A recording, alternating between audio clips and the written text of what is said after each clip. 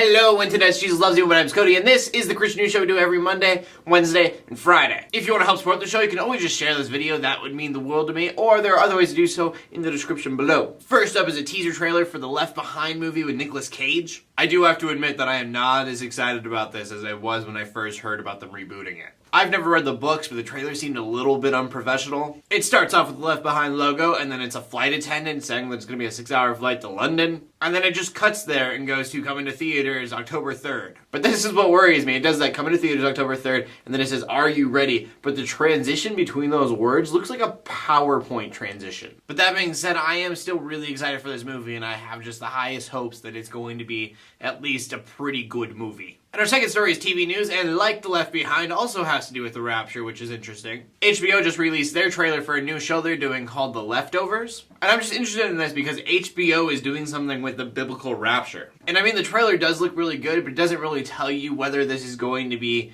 very strictly based on the Bible or like go the Noah route. Just the way HBO is, I feel like they're going to have kind of an Aronofsky-ish mindset and just be as creative and have as many liberties as possible. And I'm not saying that would be a bad thing, but I did just read a little while ago that most Christians believe that if you're going to have a movie based on the Bible, it needs to strictly adhere to the Bible. And so that may or may not hurt the show's ratings. We'll have to see. Honestly, I'm just happy that Hollywood is finally embracing Christianity again. For us Christians, it's kind of like free advertisement. If we showed the world that we're not all super stuck up and closed-minded, maybe it could open a few doors. And then our next news story, I don't know if it's a big deal or not, but everybody on every major news site seems to be talking about it. Bob Coy, he was a big MegaChurch pastor from Florida. He had 20,000 church members. He's been the pastor at Calvary Chapel, Fort Lauderdale Church since 1985. Well, Pastor Bob Coy had an affair, and so then he got suspended from the church, and he's no longer a pastor there. And he is now working on his personal relationship with God, which makes total sense. I mean, if you yourself are not in a good spiritual standing, then how are you going to lead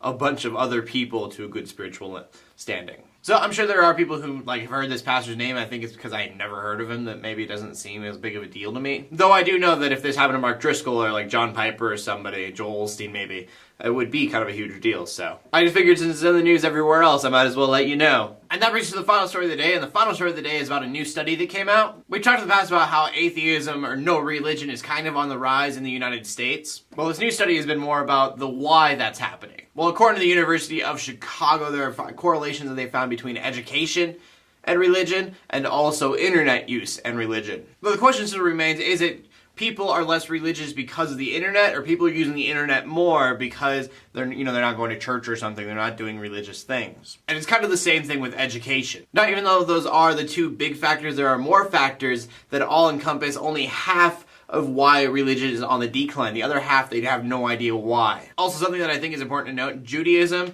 and Christianity are the least on the decline from everything else. It's other religions that are getting strayed away from. So I did kind of throw some fuel to the fire there. A few atheists could be like, see, yeah, educated people are atheists. That's the way to go. That's not exactly what I'm saying, but you can use it if you want, I guess. Though it does kind of reinforce your argument for it. I mean, you can say that people who do become atheists are people who are leaning towards education, whether it be internet or proper education. There are still Christians out there who are very intelligent, even scientists. And when I say scientists, I don't mean like Ken Ham. I mean like real scientists that do it for the sake of science and not religion and twist facts. And the question of the day today is, why do you think people stray away from religion? Or if you want to be more specific, Christianity. I think I'm going to answer that one. For me, I think it's because people do not see a positive life change being possible. They see the Westboro Baptist Church or people who are super stuck in their ways and very closed-minded. I know for a lot of Christians out there, when they feel like they are being called, it's usually for some kind of discipleship. But my calling's never really been go out and find people who aren't Christian and make them Christian. It's go out and find Christians